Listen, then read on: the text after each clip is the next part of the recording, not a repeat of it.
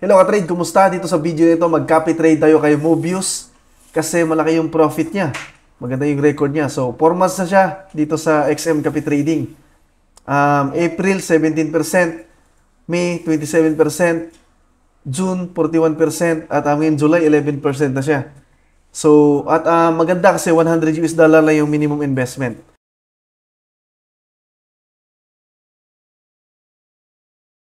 Tapos 20% yung trading fee or yung profit share. Kapag may profit tayo, mapupunta sa kanya yung 20%. Okay? So, yung risk niya, maximum drawdown, 18.74%. So, mababa yung drawdown. Okay? So, magandang kopyahin itong trader na ito. So, ituturo ko sa inyo kung paano mag-copy trade dito kay Mobius. So, pag login niyo sa XM account niyo, punta kayo sa copy trading.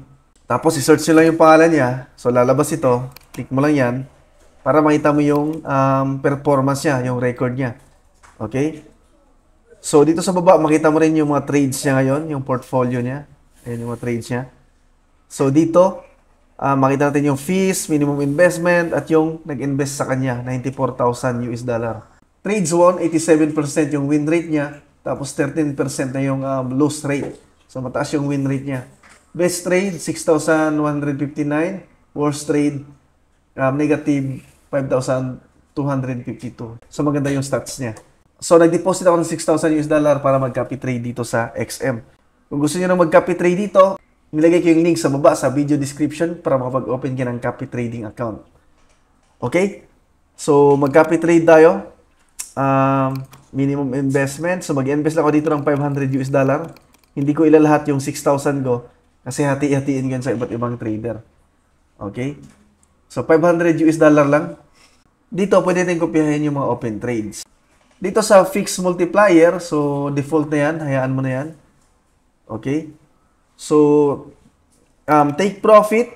Pwede kang maglagay ng take profit kung ilang US dollar yung target mo na mag-profit ka tapos mag-out ka na, hindi ka na mag-copy trade. So, hindi tayo maglagay. So, stop loss, ilalagay ko.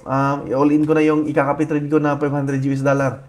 Kung gusto mo na ma-loss ka lang ng kalahati, $250, so pwede mong ilagay dyan para hindi maubos yung investment mo. Pero ito, all-in na to, naka-risk sa kanya kasi 6,000 naman yung capital ko, mag-copy trade din ako sa iba. So, i-check natin itong disclaimer. Okay? Tapos, click natin ang copy. So, nakasubscribe na tayo kay Mobius. So, check natin yung portfolio natin. Okay? So, ito yung portfolio natin. Dalawa yung kinopya natin. Si Gray Holdings Pro at si Mobius. So, dito natin makikita kung may profit tayo o wala. So, disclaimer ka-trade, ang pag-invest sa copy trading ay mataas yung risk na malugi yung capital natin.